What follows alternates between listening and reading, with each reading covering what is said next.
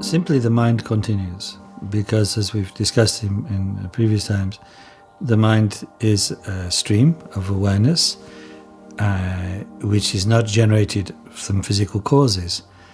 And so although the as it were, the hotel of the body collapses at the moment of death, collapses as a suitable kind of receptacle for the stream of consciousness, the stream of consciousness travels on.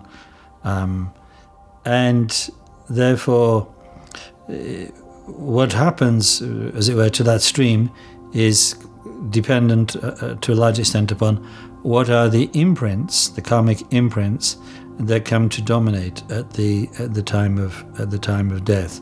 Those are the drivers that push the stream of consciousness towards rebirth.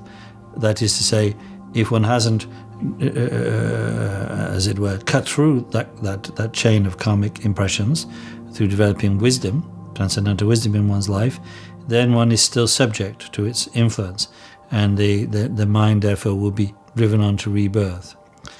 But immediately at the time of death, the mind experiences a kind of gap, a kind of space or gap between the moment of death of one lifetime and the arising into the next life within one of the samsaric realms.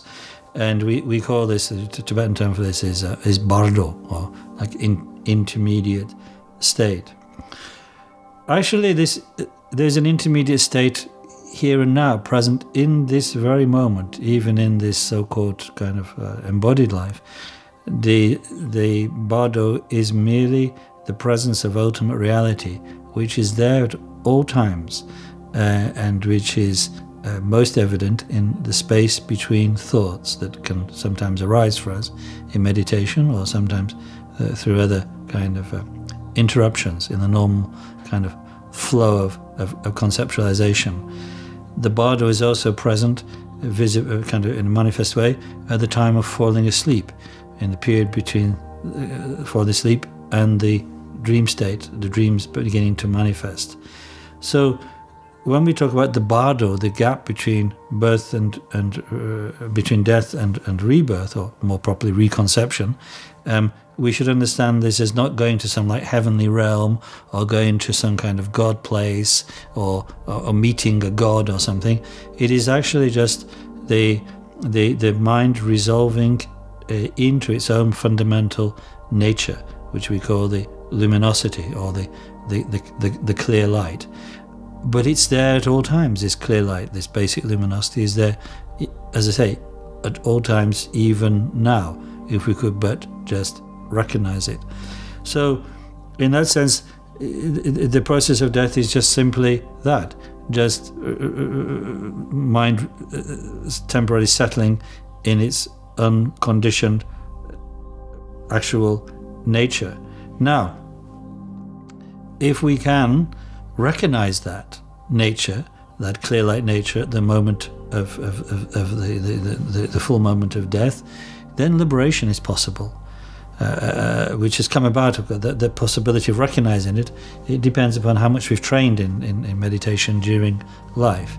If we are not able to settle in the clear light as it shines, as it radiates at the moment of death, inevitably the karmic imprints which are accompanying the stream of consciousness will begin to become active and in the death state, in the post-mortem state. And they, out of those, the stirring into activity of the karmic impressions, will come the various experiences, hallucinatory experiences that one has in the bardo realm. But if we can recognize those appearances of lights and rays and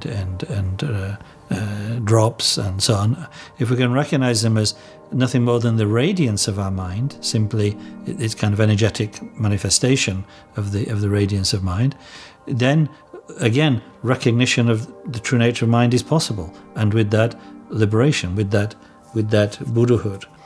But if we are not able, due to the heavy dominance of our karmic imprints, we're not able to recognize these manifestations as simply the mind, then inevitably we're driven on towards rebirth. It's as if the karmic imprints become heavier and heavier in their influence in the after-death state, and that inevitably brings us to rebirth. And rebirth into whatever realm is kind of, as it were, in tune with those dominant karmic imprints that are manifesting then. It's important to realize that actually there are countless karmic imprints that are accompanying the mind stream, but they don't all become dominant after death. It's the ones that become dominant which will force us on to the appropriate rebirth. So if we have the karmic imprints which are in tune with human life, through prior practice of humane qualities such as virtue, we're likely to be reborn into the human realm. But if other imprints become dominant at that time, we will be drawn into those other realms. Again, I should stress, there's no God directing this, there's nobody in charge of it, there's no after-death police force, there's no after-death immigration service. You are just pushed on, as indeed we are in this life. We're pushed into various actions and various ways of thinking by the influence of these unacknowledged karmic imprints that we carry with us right now. And only by decisively looking into the nature of mind and do we cut through these imprints. So we should be training for the bardo, so to speak, right now.